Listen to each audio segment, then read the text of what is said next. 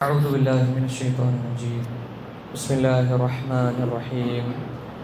الحمد لله رب العالمين والعاقبة للمتقين ولا عدوان إلا على الظالمين. أصلي وأسلم على أشرف الأنبياء والمرسلين نبينا محمد وعلى آله وصحبه ومن تبعهم بإحسان إلى يوم الدين. أما بعد. اللهم صل على محمد وعلى آل محمد كما صليت على إبراهيم وعلى آل إبراهيم إنك حميد مجيد. اللهم بارك على محمد وعلى آل محمد كما باركت على إبراهيم وعلى آل إبراهيم إنك حميد مجيد. أما بعد فإن خير الحديث كتاب الله وخير الحدي حدي محمد صلى الله عليه وسلم وشر الأمور محدثاتها وكل محدثة بدعة وكل بدعة ضلالة وكل ضلالة في النار. أعوذ بالله من الشيطان الرجيم. بسم الله الرحمن الرحيم. يا أيها الذين آمنوا اتقوا الله حق تقاته ولا تموتن إلا وأنتم مسلمون. أيها الناس اتقوا الله عباد الله أوصيكم وإياي وإياكم بتقوى الله. ഏറ്റവും ബഹുമാന്യരായ സത്യവിശ്വാസികളെ, വിശ്വാസിനികളെ, അഖിലാണ്ട മണ്ഡലങ്ങളുടെ സൃഷ്ടാവും അഖില ചരാചരങ്ങളുടെ വിധിനിയന്താവുമായ അല്ലാഹു സുബ്ഹാനഹു വ തആലയുടെ വിധിവിലക്കുകളും ആജ്ഞാനിർദ്ദേശങ്ങളും ജീവിതത്തിൻ്റെ എല്ലാ മേഖലകളിലും കൃത്യമായി പാലിച്ചുകൊണ്ടും അനുസരിച്ചുകൊണ്ടും മാത്രം ജീവിക്കണമേ എന്ന് സ്വന്തത്തെ മറക്കാതെ നിങ്ങൾ ഓരോരുത്തരോടും ഓർമ്മപ്പെടുത്തുകയാണ്, ഉണർത്തുകയാണ്. നാളിതുവരെ സമ്പാദിച്ച സമ്പാദ്യങ്ങളോ സന്താനങ്ങളോ സന്താന പരമ്പരകളോ സ്നേഹബന്ധങ്ങളോ സ്ഥാനമാനങ്ങളോ സംഘടനാ ബന്ധങ്ങളോ സൽപ്പേരുകളോ ഒന്നും തന്നെ നാളെ റബ്ബിൻ്റെ കോടതിയിൽ നമ്മോടൊപ്പം ഉണ്ടാവുകയില്ല എന്നും, മറിച്ച് ഈ ദുനിയാവിൽ ജീവിക്കുമ്പോൾ വല്ല സൽക്കർമ്മങ്ങളും വല്ല നന്മകളും വല്ല അമലു സ്വാലിഹാത്തുകളും ചെയ്തിട്ടുണ്ടെങ്കിൽ അത് മാത്രമേ നാളെ റബ്ബിൻ്റെ കോടതിയിൽ നമ്മോടൊപ്പം ഉണ്ടാവുകയുള്ളൂ എന്ന കൃത്യമായ ബോധ്യത്തോടുകൂടി ജീവിക്കുക. നാഥൻ നമ്മെല്ലാവരെയും അവൻ്റെ സച്ചരിതരായ സ്വാലിഹുകളായ സദുർത്തരായ ദാസന്മാരുടെ കൂട്ടത്തിൽ ഉൾപ്പെടുത്തി അനുഗ്രഹിക്കുമാറാകട്ടെ. കഴിഞ്ഞ മാസം ജനുവരി 26 നമ്മുടെ മദ്രസയിലുള്ള ഒരു അധ്യാപിക, അവരുടെ വീട് കുറച്ച് ദൂരെയാണ്, കേരളത്തിൻ്റെ തന്നെ നമ്മളെ സംബന്ധിച്ചിടത്തോളം മലപ്പുറം ജില്ലയിൽ നിന്നും കുറച്ചധികം ദൂരെയുള്ള ഓൺലൈൻ മദ്രസയിൽ പഠിപ്പിച്ചുകൊണ്ടിരിക്കുന്ന ഒരു അധ്യാപിക. ആ ടീച്ചർ ജനുവരി 26 ഒരു കല്യാണത്തിന് വേണ്ടി നമുക്കൊരു മെസ്സേജ് അയച്ച മെസ്സേജ് ഇപ്രകാരമാണ്: പക്ഷേ എൻ്റെ കല്യാണമാണ്, എൻ്റെ നിക്കാഹാണ് ജനുവരി 26 റിപ്പബ്ലിക് ദിനത്തിൻ്റെ അന്ന് തിങ്കളാഴ്ച. അന്ന് നിങ്ങൾ വരണ്ട, കാരണം ചെറിയൊരു പരിപാടി മാത്രമാണുള്ളത്, പക്ഷെ നിങ്ങൾ പ്രാർത്ഥിക്കണം എന്ന് പറഞ്ഞുകൊണ്ട് ഒരു മെസ്സേജ് വരാൻ. ശരി, പ്രാർത്ഥിക്കാം എന്നൊക്കെ തിരിച്ചയച്ചു. അങ്ങനെ തിങ്കളാഴ്ച 26 കല്യാണം നടക്കേണ്ട അവർ 24 ശനിയാഴ്ച നമുക്കൊരു മെസ്സേജ് വരാൻ. ആ മെസ്സേജ് പ്രകാരമാണ്: അവരുടെ വീട് ചെറിയ രൂപത്തിലൊക്കെ പന്തലിട്ടു, ചെറിയ രൂപത്തിലൊക്കെ അവർ ആ ഒരു കല്യാണത്തിന് വേണ്ടി തയ്യാറായി. പാവപ്പെട്ട കുടുംബമാണ്, അതുകൊണ്ട് അവരാൽ കഴിയുന്ന രൂപത്തിലൊക്കെ അതിനു വേണ്ടി തയ്യാറായി. വാപ്പ, ടീച്ചറുടെ വാപ്പ രാവിലെ സുബഹി നിസ്കരിക്കുന്നതിന് വേണ്ടി പോയി. നിസ്കാരം കഴിഞ്ഞ് തിരിച്ചെത്തുമ്പോൾ വീട്ടിലേക്ക് എത്തി. അങ്ങനെ അദ്ദേഹം ഇങ്ങനെ സ്വപ്നം കണ്ടിട്ടുണ്ടല്ലേ, മറ്റന്നാൾ മകളുടെ കല്യാണം, നിക്കാഹാൻ എന്നൊക്കെ ആഗ്രഹിച്ചു നിൽക്കുമ്പോൾ പള്ളി കഴിഞ്ഞ് വീട്ടിലെത്തിയ അദ്ദേഹം അവിടെ ഒരു പ്രശ്നമില്ലാത്ത സമയത്ത് കുഴഞ്ഞു വീണ് അങ്ങോട്ട് മരണപ്പെട്ടു. ഈ വിവരമാണ് 24 നമ്മൾ അറിയുന്നത്. അപ്പോൾ നമ്മൾ ആലോചിച്ച ഒരൊറ്റ സംഗതി എന്നത്, അത് പറയുന്നതിന് വേണ്ടിയിട്ടാണ് ഇത് പറഞ്ഞത് ഇവിടെ. അഥവാ നമ്മളെ സംബന്ധിച്ചിടത്തോളം നമ്മുടെ ജീവിതത്തിൽ നമ്മൾ ഒരുപാട് കാര്യങ്ങൾ പ്ലാൻ ചെയ്യുന്ന ആളുകളാണ്. ഒരുപാട് ലക്ഷ്യങ്ങളുണ്ടാവും. അപ്പോൾ ആ ഒരു ഉപ്പയെ സംബന്ധിച്ചിടത്തോളം മറ്റന്നാളെ എൻ്റെ മരുമകനുമായി ഞാൻ വലിയാണ്, എനിക്ക് കൈ കൊടുക്കണം, അവിടെ നിക്കാഹ് കർമ്മം ചെയ്യണം എന്നൊക്കെ ആഗ്രഹിച്ച് സ്വപ്നം കണ്ട് വീട് പന്തൽ വരെ ഇട്ട സാഹചര്യത്തിൽ അവർക്ക് ആ ഒരു കല്യാണത്തിൽ പങ്കെടുക്കാൻ സാധിക്കുന്നില്ല, ആ ഒരു നിക്കാഹിൽ പങ്കെടുക്കാൻ സാധിക്കുന്നില്ല. പറഞ്ഞു വന്നത്, നമ്മുടെയൊക്കെ ജീവിതത്തിൽ നമ്മെ സംബന്ധിച്ചിടത്തോളം ഒരുപാട് പ്ലാനുകൾ ഉണ്ടാവും, ഒരുപാട് ലക്ഷ്യങ്ങളുണ്ടാവും. നമ്മൾ ഒരുപാട് കാര്യങ്ങൾ, ഇന്നിപ്പോൾ ഈ ഒരു ക്ലാസ് കഴിഞ്ഞാൽ വീട്ടിൽ പോകണം, ഭക്ഷണം കഴിക്കണം, അത് കഴിഞ്ഞ് അങ്ങനെ ആക്കണം ഇങ്ങനെ ആക്കണം, നാളെ വന്നാൽ അല്ലേ കുട്ടികളെ സംബന്ധിച്ചിടത്തോളം സ്കൂളിൽ പോകണം അല്ലേ, മറ്റാളുകളെ സംബന്ധിച്ചിടത്തോളം നമ്മളെ സംബന്ധിച്ചിടത്തോളം ജോലിക്ക് പോകണം.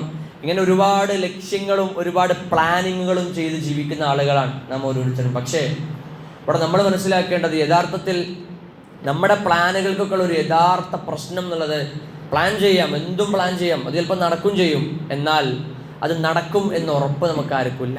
നമ്മുടെ ഏറ്റവും വലിയ പ്രശ്നം അതാണ് അല്ലേ. നമ്മെ സംബന്ധിച്ചിടത്തോളം എല്ലാവർക്കും അറിയുന്ന അല്ലേ, ഒരു മതവും, അല്ലെങ്കിൽ ഹിന്ദു ആകട്ടെ, മുസ്ലിം ആകട്ടെ, ക്രിസ്ത്യാനി ആകട്ടെ, ജൈന മതക്കാരനാകട്ടെ, ബുദ്ധമതക്കാരനാകട്ടെ അല്ലേ, മതമില്ലാത്ത നിരീശ്വരവാദിയാകട്ടെ, ആരുമായാലും ശരി, എല്ലാവരും ഒരേപോലെ അംഗീകരിക്കുന്ന ഒരൊറ്റ കാര്യം, അത് നമ്മുടെയൊക്കെ മരണമാണ്. നമ്മളൊക്കെ ഇവിടുന്ന് മരിച്ചു പോകേണ്ട ആളുകളാണ്, നമുക്ക് കൃത്യമായിട്ട് അറിയാം. പക്ഷെ നമ്മുടെ ഏറ്റവും വലിയ പ്രശ്നം, അത് ഏത് നിമിഷമാണ് ഇവിടെ നിന്ന് വിട പറഞ്ഞു പോവുക എന്ന് നമുക്ക് ആർക്കും അറിയില്ല എന്നുള്ളതാണ്. നമ്മൾ ഇടയ്ക്കിടയ്ക്ക്, എൻ്റെ വിഷയം മരണമല്ല, പക്ഷെ മരണത്തിലൂടെ വിഷയത്തിലേക്ക് കടക്കാം എന്നാണ് ഞാൻ ആഗ്രഹിക്കുന്നത്. നമ്മൾ മനസ്സിലാക്കേണ്ടത്, നമ്മളെ സംബന്ധിച്ചിടത്തോളം നമ്മുടെ ജീവിതത്തിൻ്റെ ഏറ്റവും വലിയ പ്രശ്നമുള്ളത് അല്ലേ, ഏത് നിമിഷം മരിക്കുമെന്ന് നമുക്ക് ആർക്കും അറിയില്ല. അപ്പം പലപ്പോഴും നമ്മുടെയൊക്കെ ഒരു പരാതി, ഇപ്പം ഞാനടക്കമുള്ള നമ്മൾ ഓരോരുത്തരുടെയും ഒരു പരാതിയായിട്ട് നമ്മൾ പറയാറുള്ളത്, നിസ്കരിക്കുമ്പോഴൊക്കെ നമസ്കാരത്തിന് കൈ കെട്ടിക്കഴിഞ്ഞാൽ വേണ്ടത്ര ഒരു തഖ്വ കിട്ടണില്ല, വേണ്ടത്ര ഒരു ഈമാൻ കിട്ടണില്ല. നിസ്കാരത്തിന് കൈ കെട്ടിക്കഴിഞ്ഞാൽ അനാവശ്യ ചിന്തകളിലേക്ക് മനസ്സ് പോകാൻ. പ്രിയമുള്ളവരെ, അതിനുള്ള കാരണം എന്താണെന്നറിയോ? കുറച്ച് വർഷങ്ങൾക്ക് മുമ്പ് നമ്മുടെ ISMന്റെ പ്രവർത്തകന്റെ മകൻ, അവർക്ക് ഒരു കല്യാണത്തിന് പോയപ്പോൾ ചെറിയൊരു തലവേദന വന്നതാണ്. അങ്ങനെ ആശുപത്രിയിൽ പോയി ഡോക്ടറെ കണ്ടു, ചില ടെസ്റ്റുകൾ എഴുതി കൊടുത്തു. ടെസ്റ്റ് എഴുതി റിസൾട്ട് വന്നപ്പോൾ ഡോക്ടർ ഇങ്ങനെ, ഒരു 17-18 വയസ്സ് മാത്രം പ്രായമുള്ള ഒരു ചെറുപ്പക്കാരൻ, ടെസ്റ്റിന്റെ റിസൾട്ട് വന്ന സമയത്ത് നോക്കുമ്പോൾ ഡോക്ടർ പറഞ്ഞു, ഇവന് ചെറിയൊരു അസുഖം പിടിപെട്ടിട്ടുണ്ട്. എന്താണ് അസുഖം? ഇവന്റെ ശരീരത്തിൽ നിന്ന് ഇവന്റെ കോശങ്ങൾ, ഇവന്റെ സെല്ലുകൾ കുറഞ്ഞുകൊണ്ടിരിക്കാൻ കൃത്യം 1 മാസത്തിനപ്പുറം അവന് ജീവിക്കൂല. ഡോക്ടർ വിധി എഴുതി, 1 മാസം കഴിഞ്ഞാൽ അവൻ മരിക്കും. ഇതിനുള്ള ചികിത്സ ഒന്നും കണ്ടെത്തിയിട്ടൊന്നുമില്ല.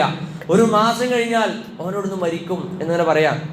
1 മാസത്തിനപ്പുറം അവിടെയുള്ള ആശുപത്രി സന്ദർശിച്ചവർ പറഞ്ഞു, അവനെ കോഴിക്കോട് ആസ്റ്റർ മിംസിൽ അഡ്മിറ്റാണ്.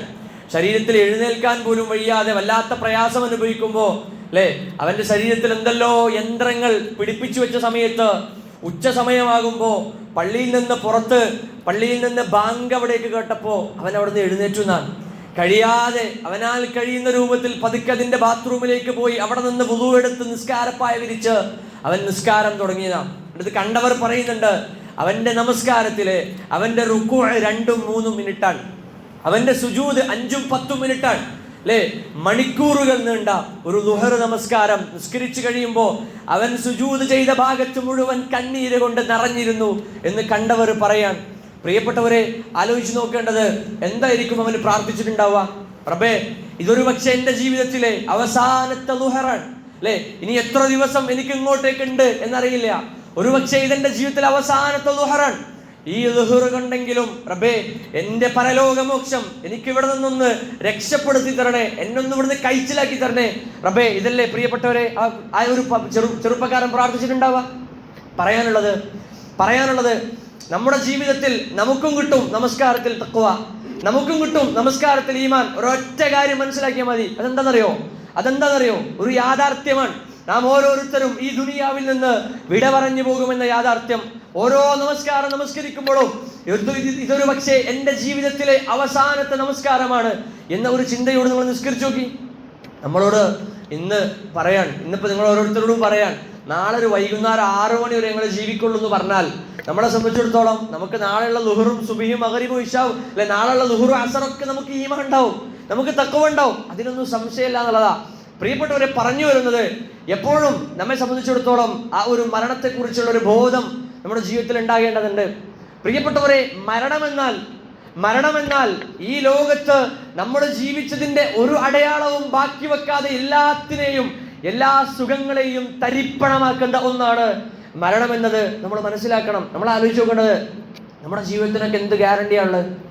നമ്മുടെ ജീവിതത്തിന് എന്ത് ഗ്യാരണ്ടിയാണുള്ളത്? ഒരുപാട് കാലം ഈ ദുനിയാവിൽ നിൽക്കാം എന്ന് നമുക്ക് ആരെങ്കിലും ഉറപ്പ് തന്നിട്ടുണ്ടോ? ഇല്ല. കുറെ വയസ്സ് ചിന്തതാണ് നമ്മുടെയൊക്കെ ചിന്ത. കുറച്ചൊക്കെ പ്രായമാവട്ടെ എന്നിട്ട് നോക്കിയാൽ പോരെ, ഇപ്പോഴേ ഞാൻ എന്തിനാ കുറെ നിസ്കാരവും ഖുർആനും കൊണ്ടിരിക്കണം എന്നുള്ള ചിന്തയാണ്. പ്രിയപ്പെട്ടവരെ, കുറെ കാലം ജീവിക്കാൻ പറ്റും എന്ന് യാതൊരു ഉറപ്പും നമുക്ക് ആർക്കും ഇവിടെ തന്നിട്ടില്ല. അതുകൊണ്ട് കിട്ടിയ അവസരത്തെ കൃത്യമായി മുതലെടുക്കാൻ, ഉപയോഗപ്പെടുത്താൻ നമുക്ക് സാധിക്കേണ്ടതുണ്ട് എന്നുള്ളതാണ്. പ്രിയപ്പെട്ടവർ, നമ്മൾ ഇവിടുന്ന് മരിച്ചു കഴിഞ്ഞാൽ എന്തായിരിക്കും നമ്മുടെ അവസ്ഥ? ഈ ദുനിയാവിൽ നിന്ന് മരണപ്പെട്ടാൽ എന്തായിരിക്കും നമ്മുടെ തുടർന്നുള്ള അങ്ങോട്ടുള്ള അവസ്ഥ? നമ്മൾ ഇടയ്ക്ക് ആലോചിക്കണം. നമ്മൾ ഈ നിമിഷം മരിച്ചാൽ, ഇപ്പൊ നിങ്ങൾ ഈ ഇരിക്കണോടത്ത് ഇവിടെ നിന്ന് മരിച്ചു എന്ന് വിചാരിച്ചോളേ, നാളെ ഒരു വൈകുന്നേരത്തിന് മുമ്പ് എന്തായാലും ഒരുപക്ഷെ നമ്മൾ ഖബറിലെത്തും, വലിയ സംശയമൊന്നുമില്ല അല്ലെ? നമ്മൾ ഇടയ്ക്കിടയ്ക്ക് ഖബറിസ്ഥാനുകൾ പോയിട്ട് സന്ദർശിക്കണം, സിയാറത്ത് നടത്തണം എന്ന് റസൂല് പറഞ്ഞു. എന്തിനാ പ്രിയപ്പെട്ടവരെ? നമ്മൾ ഖബറിൽ മഹാനായ ഉസ്മാൻ ഇബ്നു അഫ്ഫാൻ റളിയല്ലാഹു അൻഹു അദ്ദേഹത്തിന്റെ ജീവിതം പരിശോധിക്കുമ്പോൾ നമുക്ക് കാണാൻ സാധിക്കും, അദ്ദേഹം ഇടയ്ക്കിടയ്ക്ക് ഖബറിസ്ഥാനുകൾ പോയി സന്ദർശിക്കാറുണ്ടായിരുന്നു എന്നുള്ളതാ അദ്ദേഹത്തിന്റെ പ്രത്യേകത. അദ്ദേഹം കാലിന്റെ മുട്ട് നിലത്ത് കുത്തിയിരുന്നാൽ അദ്ദേഹത്തിന്റെ താടി രോമങ്ങൾ നിലത്ത് മുട്ടുമായിരുന്നുള്ള അത്രത്തോളം താടി, നീളമുള്ള താടി കൊടുത്ത് അള്ളാഹു അനുഗ്രഹിച്ചൊരു സഹാബിയാണ് ഉസ്മാൻ ഇബ്നു അഫ്ഫാൻ റളിയല്ലാഹു അൻഹു. അദ്ദേഹം ഇടയ്ക്കിടയ്ക്ക് ഖബർസ്ഥാനുകൾ പോയി സന്ദർശിച്ച് ആ ഖബറുകളുടെ അടുത്ത് ഇരുന്നു കൊണ്ട് ഒരുപാട് വേവലാതിപ്പെട്ട് അദ്ദേഹം എഴുന്നേറ്റ് പോരുന്ന സമയത്ത് മുഴുവൻ താടി രോമങ്ങളും നനയുമാർ അദ്ദേഹം കരയാറുണ്ടായിരുന്നു എന്ന് ചരിത്രം പറയാൻ. പ്രിയപ്പെട്ടവരെ, നമ്മൾ ആലോചിച്ച് നോക്കേണ്ടത്, നമ്മളിൽ നിന്ന് മരണപ്പെട്ടു പോയ ധാരാളം ആളുകളുണ്ട് അല്ലെ?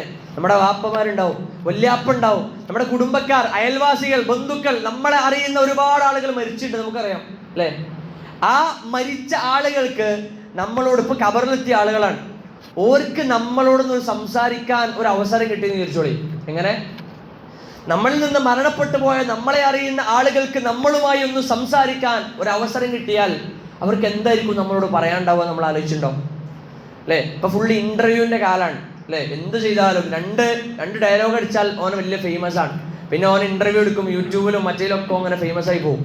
പ്രിയപ്പെട്ടവരെ, നമ്മളിൽ നിന്ന് മരണപ്പെട്ടു പോയ ആളുകളുമായി നമുക്കൊരു ഇന്റർവ്യൂക്കുള്ള അവസരം കിട്ടിയാൽ അവർക്ക് നമ്മളോട് എന്തായിരിക്കും പറയാണ്ടാവുക?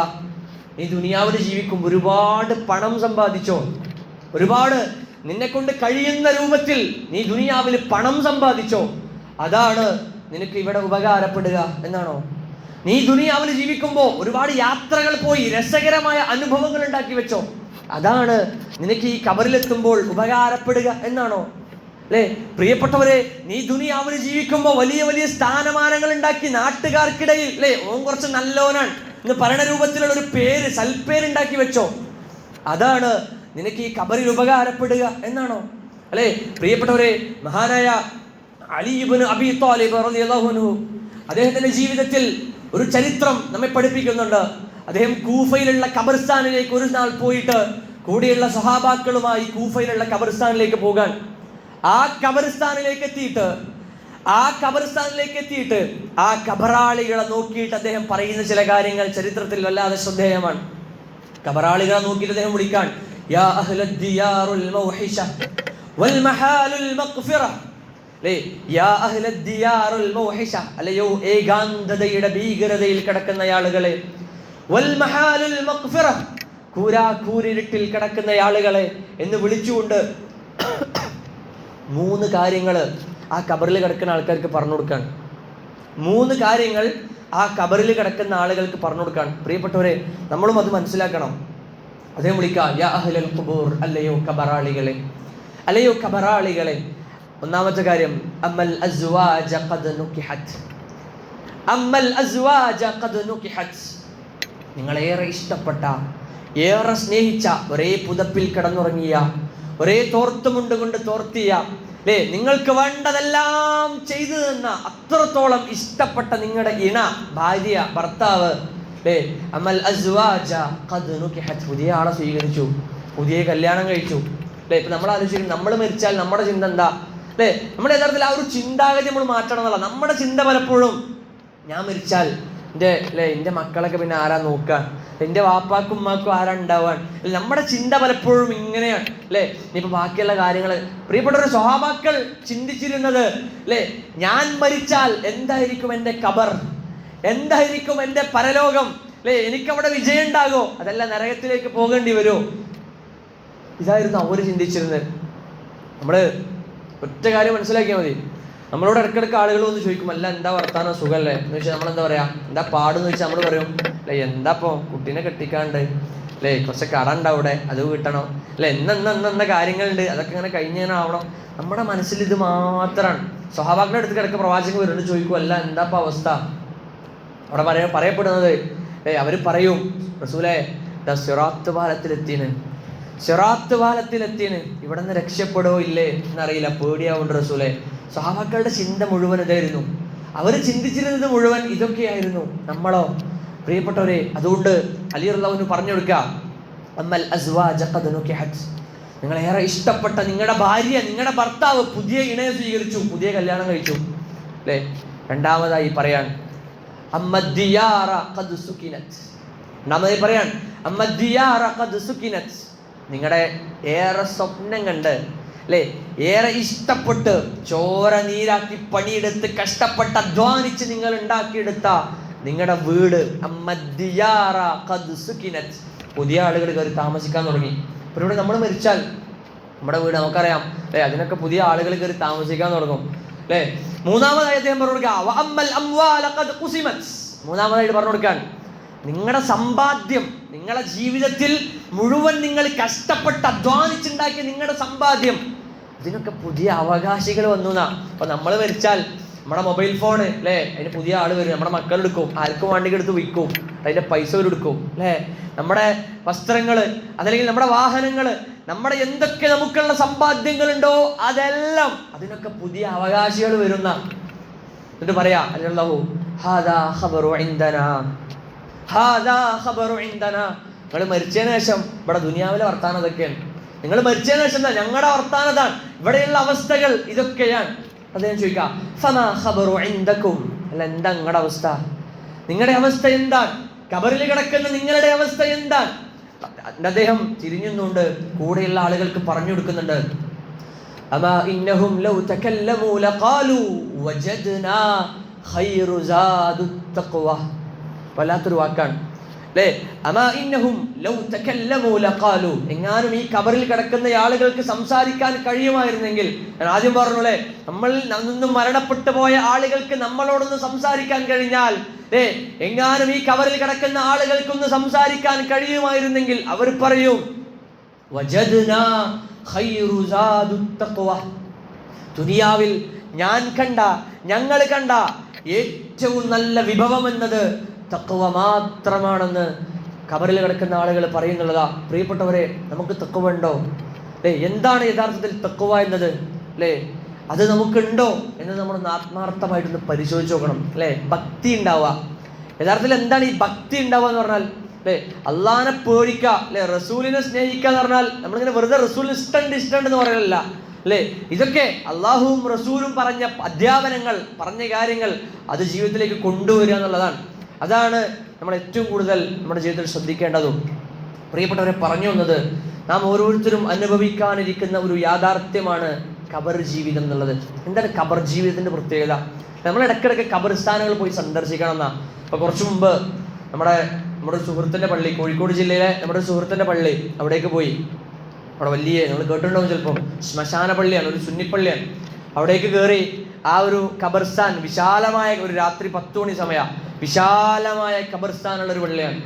അവിടേക്ക് തന്നെ പതുക്കെ കയറി ചെന്നപ്പോൾ ആ ഖബർസ്ഥാനിൽ ഒരുപാട് ഖബറുകളാണ്. അപ്പോൾ അവനിങ്ങനെ ഫ്ലാഷ് ലൈറ്റ് ഓൺ ആക്കി, ഞാൻ പറയാം ഫ്ലാഷൊക്കെ ഓഫാക്ക്. അപ്പോൾ നമ്മൾ ലൈറ്റ് ഇല്ലാതെ ആ ഖബർസ്ഥാനുകളിലൂടെ ഇങ്ങനെ നടക്കാൻ തുടങ്ങി. കുറച്ചിങ്ങനെ നടന്നപ്പം ഒരു ചെറിയ വെളിച്ചത്തിൽ അപ്പുറത്തൊരു പന്തലിട്ട പോലെ ഒരു സംഗതി കാണാൻ. അപ്പോൾ അതിൻ്റെ അടുത്തേക്ക് നടന്നു. അപ്പോൾ ലൈറ്റ് ഓൺ ആക്കിയപ്പോൾ പറഞ്ഞു, പുതിയ ഖബർ കുഴിച്ചു വെച്ചതാ, നീ അടുത്ത ആൾ റിസർവ് ചെയ്തതാ, ഇനി അടുത്ത ആൾ മരിച്ചാൽ ഓലെ കടത്താനുള്ള ഖബറാന്ന് പറഞ്ഞു. അപ്പോൾ ഞാൻ അവരോട് ഇങ്ങനെ ചോദിച്ചു അല്ലേ, ഈ ആരോടും പറയരുത്, എനിക്കൊരു ആഗ്രഹം ഉണ്ടെന്ന് പറഞ്ഞു. എന്താണ് ആഗ്രഹം എന്ന് ചോദിച്ചു അല്ലേ. എനിക്ക് ഇതിലൊന്ന് ഇറങ്ങി കിടക്കണം എന്ന് പറയാം അവനോട്. ഞങ്ങൾക്ക് ഭ്രാന്താണെന്ന് ചോദിച്ചു. അങ്ങനെ എൻ്റെ വാശിപ്പുറത്ത് ഞാൻ ആ കബറിലേക്ക് തന്നെ വെറുതെ ഇറങ്ങി കടന്നു നോക്കി. പ്രിയപ്പെട്ടവരെ, ആ കബറിലേക്ക് തന്നെ ഇറങ്ങി കടന്ന സമയത്ത് അറിയാൻ കണ്ട അല്ലെങ്കിൽ മനസ്സിലാക്കാൻ കഴിഞ്ഞ ഒരു സംഗതി ഉണ്ട് അല്ലേ. നമ്മൾ നമ്മുടെ വീട്ടിലെ ബെഡിൽ കിടന്നാൽ ഒരു തലയണയും വെച്ചിട്ട് അല്ലേ, നമ്മൾ അങ്ങോട്ട് തിരിഞ്ഞ് ഇങ്ങോട്ട് നമ്മളെ കൊണ്ട് എങ്ങനെയൊക്കെ കിടക്കാൻ പറ്റും. കുറെ കവുന്ന് കിടന്ന് നമ്മളിങ്ങനെ അങ്ങോട്ടും ഇങ്ങോട്ടും ഇങ്ങനെ തിരിഞ്ഞു കിടക്കുന്ന ആളുകളാണ്. പ്രിയപ്പെട്ട ആ കബറിലേക്ക് ഇറങ്ങി കിടന്നപ്പം നേരെ കിടക്കാൻ പോലും കഴിയണില്ല. എന്നിട്ട് കുറച്ച് ചെരിച്ച് കിടന്നേക്കാണ്, ചെരിഞ്ഞ് കിടന്നേക്കാം, എണീക്കാനിട്ട് കൈ പിടിച്ച് പൊന്തിച്ച് എഴുന്നേറ്റിപ്പിച്ചേക്കാം. പ്രിയപ്പെട്ടവർ പറഞ്ഞു വന്നത് അല്ലെ, ആ കബറിൽ നമ്മൾ കിടക്കുമ്പോൾ ഒന്നങ്ങോട്ടോ ഇങ്ങോട്ടോ തിരിയാൻ പോലും പറ്റാത്ത ഒരു അവസ്ഥയാണ്. നമ്മൾ ഒരു നിരപ്പായ ബെഞ്ചിൽ ഇങ്ങനെ ഒരു തലയണ ബെഡില്ലാതെ കിടന്നാൽ നമ്മുടെ തലഭാഗം കുറച്ചിങ്ങനെ താന്ന് നിൽക്കും അല്ലേ. നമ്മുടെ സ്ട്രക്ചർ അങ്ങനെയാണ്. എന്നാൽ അപ്പം നമ്മൾ അതിനാണ് തലയണ വെക്കാം. യഥാർത്ഥത്തിൽ പ്രിയപ്പെട്ടവർ, നമ്മൾ കബറിൽ പോയാൽ നമ്മുടെ തലയണ എന്ന് പറയുന്നത് മൺകട്ടയാണ്. ഒരു മൺകട്ട അത് നമ്മുടെ തലക്കടിയിൽ വെച്ചിടും. ഇവിടെ തലയുടെ പിറകിലുള്ള തുണിഭാഗം എടുത്ത് മാറ്റും. നമ്മൾ കബറിൽ ഇറക്കി വെക്കുന്ന ആൾക്കാരെ കണ്ടാൽ മനസ്സിലാവും അല്ലേ. തലയുടെ പിറകിലുള്ള തുണിഭാഗം മാറ്റുന്നത് എന്തിനാ?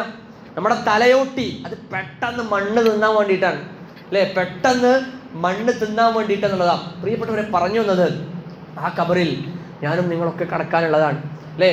രാത്രിയെന്നോ പകലെന്നോ ചൂടെന്നോ തണുപ്പെന്നോ മഴയെന്നോ വെയിലെന്നോ ഒന്നുമില്ലാതെ അല്ലേ നമ്മൾ ഓരോരുത്തരും ആ കബറിൽ കിടക്കാനുള്ളതാണ്. പ്രിയപ്പെട്ടവരെ, നമ്മളെ സംബന്ധിച്ചിടത്തോളം നമ്മുടെ ജീവിതത്തിൻ്റെ ഏറ്റവും വലിയ പ്രത്യേകത എന്താ അറിയോ? ഇപ്പോൾ 10ാം ക്ലാസ്സിൻ്റെ SSLC പരീക്ഷ വരാൻ പോവാണ്, നമുക്കറിയാം അല്ലേ. ആ SSLC പരീക്ഷ നമ്മൾ വെറുതെ ഒന്ന് ആലോചിക്കുകയാണ്. ആ പരീക്ഷയുടെ ഏതെങ്കിലും ഒരു പരീക്ഷൻ്റെ ക്വസ്റ്റ്യൻ പേപ്പർ പരീക്ഷയുടെ തലേ ദിവസം ലീക്കായാൽ പിന്നെ പരീക്ഷ നടത്തുമോ? പരീക്ഷയുടെ ഡേറ്റ് മാറ്റി വെക്കും അല്ലേ. നമ്മളെ സംബന്ധിച്ചിടത്തോളം നമ്മുടെയൊക്കെ പരീക്ഷ അല്ലെ, നമ്മുടെയൊക്കെ ക്വസ്റ്റ്യൻ പേപ്പർ ഓൾറെഡി ലീക്കാണ്. നമുക്കൊക്കെ അറിയാം കബറിലെത്തിയാൽ എന്തൊക്കെ ചോദിക്കും അല്ലെ. മൻ റബ്ബുക മൻ ഇമാമുക, അങ്ങനെ ചോദ്യങ്ങൾ എന്തൊക്കെയെന്നൊക്കെ നമുക്കറിയാം അല്ലെ. ഇന്ന് ഇവിടുന്ന് ഒരു പേപ്പറിൽ എഴുതി പഠിച്ചു പോയാൽ അവിടെ കിട്ടുമോ? കിട്ടൂല അല്ലെ. ഹൃദയത്തിൻ്റെ ഉള്ളിൽ ആ നേരത്തെ പറഞ്ഞ ഒരു ഭക്തിയും ഈമാനും വിശ്വാസമൊക്കെ ഉണ്ടാകണം. ചോദിക്കാനുള്ളത്, നമ്മൾ ഒരുപാട് വർഷം ഇവിടെ ജീവിച്ചില്ലേ, ഒരുപാട് വർഷം ഇവിടെ ജീവിച്ചല്ലോ, എന്ത് നേട്ടമാണ് നാം ഓരോരുത്തരും നേടിയിട്ടുള്ളത് എന്ന് ആത്മാർത്ഥമായിട്ട് നമ്മൾ ചിന്തിച്ചു നോക്കേണ്ടതുണ്ട്. പ്രിയപ്പെട്ടവരെ, നമ്മുടെ ജീവിതത്തിന് യാതൊരു ഗ്യാരണ്ടിയും ഇല്ല എന്നുള്ളതാണ്. ഏത് സമയം എപ്പോഴാണ് ഇവിടെ നിന്ന് വിട പറഞ്ഞു പോവുക നമുക്ക് ആർക്കും അറിയില്ല അല്ലേ. പക്ഷെ ഒരു കാര്യം അറിയാം, എന്തായാലും പോകേണ്ടി വരും, അതിന് സംശയമില്ല അല്ലേ.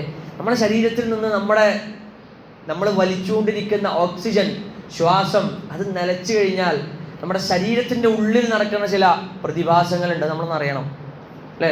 നമ്മൾ മരിച്ചു കഴിഞ്ഞാൽ നമ്മുടെ ശരീരത്തിൻ്റെ ഉള്ളിൽ ആമാശയത്തിൻ്റെ ഉള്ളിൽ ആസിഡ് ഉണ്ട്, നമുക്കറിയാം അല്ലേ. അതുപോലെ നമ്മൾ ഭക്ഷണം കഴിച്ച നമ്മുടെ അവയവങ്ങൾ നമ്മുടെ ശരീരത്തിലേക്ക് ഓക്സിജൻ കയറാതായാൽ നമ്മുടെ ശരീരത്തിനുള്ളിൽ മുഴുവൻ ഒരു രാസപ്രവർത്തനം നടക്കും, ഒരു കെമിക്കൽ റിയാക്ഷൻ നടക്കും. എന്നിട്ട് നമ്മുടെ ശരീരത്തിനുള്ളിൽ ഒരു വാതകം ഇങ്ങനെ ഉണ്ടാവാൻ തുടങ്ങും, ഒരു ഗ്യാസ് ഉണ്ടാവാൻ തുടങ്ങും. എന്നിട്ട് ആ ഗ്യാസ് കാരണം നമ്മുടെ ശരീരം ഇങ്ങനെ വീർത്തു വന്നിട്ട് നമ്മുടെ ശരീരത്തെ കബറിലേക്ക് ഇറക്കി വെച്ചാൽ ആദ്യം നമ്മുടെ 2 കണ്ണുകൾ പുറത്തേക്ക് തള്ളി അങ്ങോട്ട് വരും അല്ലേ. ശരീരത്തിനുള്ളിൽ പുറന്തള്ളാൻ സ്ഥലമല്ല, വായ തുറന്നു വരും. എന്നിട്ട് കണ്ണിൻ്റെ ഉള്ളിലൂടെ ശരീരത്തിൻ്റെ ഉള്ളിൽ നിന്നുണ്ടായ ഒരു വല്ലാത്തൊരു ദ്രാവകം, ഒരു ലിക്വിഡ്, കറുത്ത നിറമുള്ള ഒരു ദ്രാവകം നമ്മുടെ മുഖത്ത് കൂടെ അങ്ങനെ ഒലിക്കാൻ തുടങ്ങുന്ന. നമ്മൾ മനസ്സിലാക്കേണ്ടത്, ഇന്നിപ്പോൾ നമ്മളെ സംബന്ധിച്ചിടത്തോളം, നമ്മുടെയൊക്കെ കുട്ടികളെ സംബന്ധിച്ചിടത്തോളം ഒക്കെ നമ്മൾ നോക്കിയാൽ അല്ലേ, കണ്ണാടിയുടെ മുന്നിൽ ഇങ്ങനെ പോയിട്ട് കുറേ നേരം ഇങ്ങനെ അല്ലേ, എത്ര നേരമാണ് കുറേ പൗഡർ ഇട്ട് അല്ലേ, സഹോദരിമാരെ സംബന്ധിച്ചിടത്തോളം കുറേ മേക്കപ്പൊക്കെ ഇട്ട് എത്രത്തോളം ഭംഗിയാവാൻ പറ്റുമോ ആ രൂപത്തിലൊക്കെ ആയിട്ട് പുറത്തിറങ്ങുന്ന ആൾക്കാരാണ്. പ്രിയപ്പെട്ടവരെ, നമ്മുടെ മുഖത്തുകൂടെ അല്ലേ പുഴുക്കളരിക്കാനുള്ള അല്ലേ, അതല്ലെങ്കിൽ മറ്റ് ഈ പറഞ്ഞ പോലുള്ള ദ്രാവകങ്ങൾ ഒലിച്ചിറങ്ങാനുള്ളതാണ് എന്ന ഒരു ബോധമാണ് നമുക്ക് ഓരോരുത്തർക്കും ഉണ്ടാവേണ്ടത്. അതുകൊണ്ട് പ്രിയപ്പെട്ടവരെ, എപ്പോഴാണ് മരിക്കാന്നറിയില്ല, പക്ഷേ ആ മരണത്തിനു മുമ്പ് നമ്മളെ സംബന്ധിച്ചിടത്തോളം നമ്മുടെ ജീവിതത്തിൽ നാം ഓരോരുത്തരും വലിയ ഭാഗ്യവാന്മാരാണ്. എന്താ കാരണം? നമ്മളെ സംബന്ധിച്ചിടത്തോളം നമ്മുടെ ജീവിതത്തിൽ നമ്മൾ വലിയ ഭാഗ്യവാന്മാരാണ്. എന്താ കാരണം? നമ്മൾ ഇതുവരെ മരിച്ചില്ല എന്നുള്ളതാണ് അല്ലേ. കുറേ തെറ്റ് ചെയ്തിട്ടുണ്ട് ജീവിതത്തിൽ, ഒരുപാട് തെറ്റുകൾ നമ്മുടെയൊക്കെ ജീവിതത്തിൽ വന്നുപോയിട്ടുണ്ട്.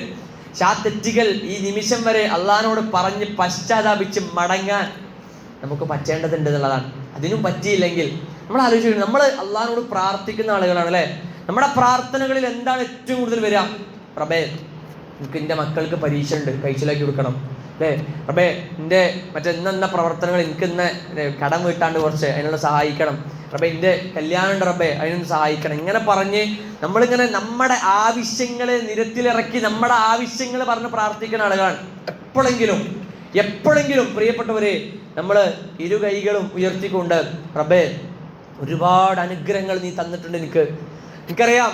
ഇവിടെ അള്ളാഹ് നമുക്ക് തന്ന അനുഗ്രഹങ്ങളെ കുറിച്ച് മനസ്സിലാക്കിയാൽ അല്ലേ, അള്ളാഹ് പറയണ്ടല്ലോ ഇവിടെ പരലോകത്തേക്ക് ചില ആളുകൾ എത്തിയിട്ട് ഒരാളോട് അള്ളാഹ് പറയും ഇതിൻ്റെ കാരുണ്യം കൊണ്ട് പോയിക്കോ, സ്വർഗത്തിൽ പോയിക്കോ എന്ന് പറയും. ആ സമയത്ത് അയാൾ പറയും റബ്ബേ എനിക്ക് കാരുണ്യൊന്നും വേണ്ട, ഞാൻ ഒരുപാട് നന്മ ചെയ്തിട്ടുണ്ട്, ദുനിയാവിൽ ജീവിക്കുമ്പോൾ ഒരുപാട് നന്മ ചെയ്തിട്ടുണ്ട്, അവിടെ എൻ്റെ നന്മയും എൻ്റെ നിസ്കാരം നോമ്പൊക്കെ മാത്രം വെച്ചിട്ട് എന്ത് ചെയ്താൽ മതി, സ്വർഗത്തിൽ കയറ്റിയാൽ മതി എന്ന് പറയാം.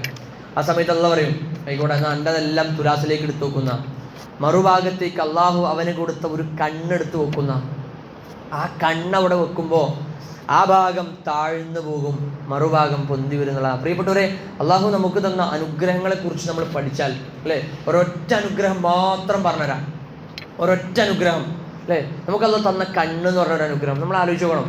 ഇന്നിപ്പം നമ്മളെല്ലാവരും അല്ലേ മൊബൈൽ ഫോണുള്ള ആളുകളാണ്. ഈ മൊബൈൽ ഫോൺ, നമ്മുടെയൊക്കെ മൊബൈൽ ഫോണിന് ക്യാമറ ഉണ്ടാവും അല്ലേ. ഇന്ന് മാർക്കറ്റിൽ അവൈലബിൾ ആയിട്ടുള്ള ഏറ്റവും മുന്തിയ ഫോൺ എന്ന് പറഞ്ഞാൽ ഐഫോണിൻ്റെ തന്നെ ഇപ്പോൾ 17 Pro Max ഒക്കെ എത്തിയിട്ടുണ്ടെന്ന് ഞാൻ മനസ്സിലാക്കണം, അല്ലെങ്കിൽ 16 Pro Max ആ ഒരു ലെവലിലേക്ക് എത്താം. അതല്ലെങ്കിൽ സാംസങ് ഗാലക്സി ഒക്കെ ഉണ്ട്. അങ്ങനെ അതിനൊരു 1.5 ലക്ഷം രൂപ 2 ലക്ഷം രൂപ വില വരുന്ന ഫോണുകളുള്ളത്. ഈ മൊബൈൽ ഫോണിൻ്റെ ക്യാമറൻ്റെ ക്വാളിറ്റി അല്ലെങ്കിൽ ക്യാമറൻ്റെ പവർ എന്ന് പറഞ്ഞാൽ ഇന്ന് മാർക്കറ്റിൽ ഇറങ്ങിയതിൽ ഏറ്റവും മികച്ച ക്യാമറ ഉള്ളത് പറഞ്ഞാൽ 68 മെഗാപിക്സലാണ്. അതിൻ്റെ മുകൾക്കുള്ള മെഗാപിക്സൽ ഇറങ്ങിയില്ല. നമ്മുടെ ഒരു കണ്ണ് എന്ന് പറയുന്നത് 576 മെഗാപിക്സലാ എന്ന് നിങ്ങൾ ഗൂഗിളിൽ അടിച്ച് ഞങ്ങൾ കാണാം. ഒരൊറ്റ കണ്ണിൻ്റെ അനുഗ്രഹമാണ് ഇപ്പം ഈ പറഞ്ഞത്. ഇവിടെ ×2 അല്ലേ, ×2 2 കണ്ണുകൾ അത് നമുക്ക് തന്നിട്ടുണ്ട് അല്ലേ. ഇങ്ങനെ തുടങ്ങിയിട്ട് എത്ര അനുഗ്രഹങ്ങൾ. പിന്നെ അമ്മായിയുടെ പുതിയപ്പോൾ അമ്മായി കാക്ക, ഉപ്പാൻ്റെ അളിയൻ, അവർ ഇപ്പം എന്താ പറയുക കുറച്ച് ദിവസങ്ങളായിട്ട് ഡയാലിസിസിന് പോയിക്കൊണ്ടിരിക്കുകയാണ്. അപ്പോൾ അങ്ങനെ നമ്മളിങ്ങനെ മനസ്സിലാക്കിയൊരു കാര്യം, പോകുമ്പോൾ ഡോക്ടർ എത്ര ഒരു ലിമിറ്റ്, 2-3 ഗ്ലാസ് വെള്ളം, അതിലധികം വെള്ളം ഒരു ദിവസം കുടിക്കരുതെന്നാ. അത് കറിയിൽ പോലും ആ വെള്ളത്തിൻ്റെ അളവ് ബാധിക്കും എന്നിങ്ങനെ പറഞ്ഞു എന്നുള്ളതാണ്. അപ്പം നമ്മൾ ആലോചിച്ചുകൊണ്ട് പ്രിയപ്പെട്ടവരെ, എന്താ അള്ളാഹ് 2 കിഡ്നി കൊടുത്തു, അത് രണ്ടോട്ട് വർക്ക് ചെയ്യാതായാൽ അല്ലെ നമുക്കൊക്കെ ഉണ്ട്, അതങ്ങോട്ട് വർക്ക് ചെയ്യാതായാൽ റസൂൽ പറഞ്ഞു 2 കാര്യങ്ങളുടെ വില നിങ്ങൾക്ക് മനസ്സിലാവും. എപ്പോഴാരോ അത് നഷ്ടപ്പെടണമെന്നാ. 2 കാര്യങ്ങളുടെ വില നമുക്ക് മനസ്സിലാകണമെങ്കിൽ അത് നഷ്ടപ്പെടണമെന്നാ അല്ലെ. റസൂൽ പറഞ്ഞു 2 കാര്യങ്ങൾ, അസ്വിഹത്ത് വൽ ഫറാഗ്. 2 കാര്യങ്ങൾ ജനങ്ങൾ അശ്രദ്ധരാണ്. ഒന്ന് അസ്വിഹ, ആരോഗ്യമാണ്. അള്ളാഹു നമുക്ക് തന്ന ആരോഗ്യം അല്ലേ വല്ലാത്ത മഹത്തരമാണ്. ഒരു സുബഹി ജമാഅത്തിന് പോകാൻ, അതല്ലെങ്കിൽ ജമാഅത്ത് നമസ്കാരങ്ങളിലേക്ക് പങ്കെടുക്കാൻ നമ്മൾ പറയാറുള്ളത് നമുക്ക് ആരോഗ്യ പ്രശ്നങ്ങൾ ഒരുപാടാണ്. ഊരവേദനയാണ്, കാലിൻ്റെ മുട്ടുവേദനയാണ്, ഇങ്ങനെ തുടങ്ങിയിട്ട് ധാരാളം പരാതികളും പരിഭവങ്ങളും നമ്മളിങ്ങനെ പറയാറാണ്. പ്രിയപ്പെട്ടവരെ, നമ്മൾ മനസ്സിലാക്കേണ്ടത് ഉള്ള സാഹചര്യത്തിൽ ഉള്ള അവസ്ഥയിൽ പോകാൻ പറയണം. കുറച്ച് കഴിഞ്ഞില്ലേ നടു തളർന്നിട്ട് കടന്നാൽ പിന്നെ അവിടെ കിടക്കേണ്ടി വരും, പിന്നെ പള്ളിക്ക് പോകാൻ കഴിയില്ല. അന്ന് ചിലപ്പോൾ പോകാൻ തോന്നും, അതിന് സാധിക്കൂല എന്നുള്ളതാണ്. അതുകൊണ്ട് കിട്ടിയ സമയത്തിൽ കിട്ടിയ സാഹചര്യത്തിൽ എന്തെങ്കിലുമൊക്കെ ചെയ്യാൻ പറ്റണം എന്നുള്ളതാണ്. പ്രിയപ്പെട്ടവർ പറഞ്ഞു തന്നത് അല്ലേ, അള്ളാഹിലേക്ക് കൈകൾ ഉയർത്തിയിട്ട് റബ്ബേ എനിക്ക് ഇന്ന അനുഗ്രഹങ്ങൾ തന്നല്ലോ അല്ലേ, എനിക്ക് യാതൊരു പ്രശ്നമില്ല. എല്ലാവർക്കും പ്രശ്നമുണ്ട്, ആരും പ്രശ്നമില്ലാത്തവരല്ല പ്രിയപ്പെട്ടവർ. നമ്മൾ മനസ്സിലാക്കണം, ജീവിതത്തിൽ പ്രയാസങ്ങളും പ്രതിസന്ധികളും എല്ലാവർക്കും ഉണ്ട്. കടമാകട്ടെ, മറ്റെന്ത് പ്രശ്നമാണ് എല്ലാവർക്കും ഉണ്ട്. പക്ഷേ ആ പ്രശ്നങ്ങൾ ഇങ്ങനെയുള്ള നമ്മുടെ പ്രശ്നം എന്താണെന്ന് അള്ളാഹ്ക്ക് അറിയാം അല്ലേ. നമ്മളിങ്ങനെ പ്രത്യേകിച്ച് പറഞ്ഞു കൊടുക്കേണ്ട ആവശ്യമൊന്നുമില്ല. നമ്മുടെ പ്രശ്നങ്ങൾ എന്താ എന്ന് അള്ളാഹ്ക്ക് കൃത്യമായിട്ട് അറിയാം.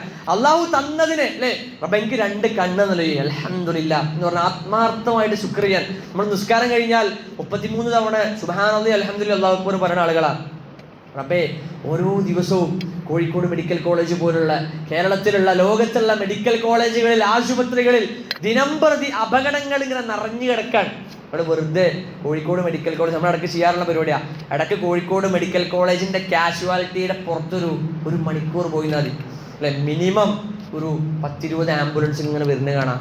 കാല് മുറിഞ്ഞത് അല്ലേ, കാല് കെട്ടിയത്, കൈ ഊര തളർന്നത്, ഇങ്ങനെ തുടങ്ങിയിട്ട് സ്ട്രോക്ക് വന്നത്, അങ്ങനെ പലതും ഇങ്ങനെ വരുന്നുള്ള. നമുക്ക് എന്ത് പ്രശ്നമുള്ളത് പ്രിയരെ, നമുക്ക് എന്ത് പ്രശ്നമുള്ളത് നമ്മളൊന്ന് ആത്മാർത്ഥമായിട്ട് ആലോചിക്കാം. കിട്ടിയ അവസരത്തിൽ എന്തെങ്കിലുമൊക്കെ ചെയ്തു വെക്കാൻ നമ്മളെ കൊണ്ട് കഴിവിൻ്റെ രൂപത്തിൽ നമുക്ക് സാധിക്കണമെന്നില്ല. ഞാൻ പറഞ്ഞത് പ്രിയപ്പെട്ടത്, നമ്മളാരും ഇതുവരെ മരിച്ചിട്ടില്ല. വലിയ ഭാഗ്യവാന്മാരാണ്. ഒരിക്കൽ മഹാനായ പ്രവാചകൻ സല്ലല്ലാഹു അലൈഹി വസല്ലമയുടെ അടുത്തേക്ക് 2 മനുഷ്യർ വരാൻ. റസൂൽ ഇസ്ലാം സ്വീകരിക്കണം എന്ന് പറഞ്ഞു. കലിമ ചൊല്ലി കൊടുത്തു. ഇസ്ലാമിലേക്ക് അവർ കടന്നു വന്നു, ഇസ്ലാം സ്വീകരിച്ചു. ശേഷം റസൂൽ സല്ലല്ലാഹു അലൈഹി വസല്ലം പറയാൻ കുറച്ച് കഴിഞ്ഞപ്പോൾ അതിലുള്ള ഒരാൾ ഒരു യുദ്ധത്തിൽ പോയിട്ട് ഇസ്ലാമിന് വേണ്ടി യുദ്ധത്തിൽ പോയി ഷഹീദായി. രണ്ടാമത്തെ ആൾ 1 വർഷം കൂടി കൂടുതൽ ജീവിച്ചു. എങ്ങനെ? 1 വർഷം കൂടി കൂടുതൽ ജീവിച്ചിട്ട് ആ രണ്ടാമത്തെ ആൾ 1 വർഷം കഴിഞ്ഞിട്ട് സാധാരണ പോലെ കട്ടിലിൽ കിടന്ന് മരണപ്പെട്ടു. റസൂൽ ചോദിച്ചു, ആദ്യം ആരാണ് സ്വർഗത്തിൽ പോവുക സ്വഹാബ, നിങ്ങൾക്ക് അറിയോ എന്ന് ചോദിച്ചു. സ്വഹാബാക്കൾ പറഞ്ഞു, ഉറപ്പല്ല റസൂലെ, ആദ്യത്തെ ആളല്ലേ, അയാൾ യുദ്ധത്തിന് പോയിട്ട് ഷഹീദായതാണ്, ഇസ്ലാമിന് വേണ്ടി യുദ്ധത്തിന് പോയി ഷഹീദായ ആളാണ്, ഉറപ്പായാലും അയാളാണല്ലോ റബ്ബേ. റസൂലെ, ആദ്യം സ്വർഗത്തിൽ പോകുക. ആ സമയത്ത് പ്രിയപ്പെട്ടവരെ, റസൂല് പറഞ്ഞു കൊടുക്കാൻ, ആദ്യം മരണപ്പെട്ട ഷഹീദായ ആളല്ല സ്വർഗത്ത് പോവുക, ആദ്യം സ്വർഗത്ത് പോവുക രണ്ടാമത്തെ ആളാണ്. എന്നിട്ട് അയാൾ പോലും ചോദിച്ചു, എന്താ റസൂലെ അങ്ങനെ വരാൻ കാരണം? പറഞ്ഞു കൊടുത്തു, അയാൾ 1 വർഷം കൂടി കൂടുതൽ ജീവിച്ചില്ലേ? അതെ. അയാൾക്ക് 1 വർഷത്തെ റമദാന് കൂടി കൂടുതൽ കിട്ടിയില്ലേ? അതെ.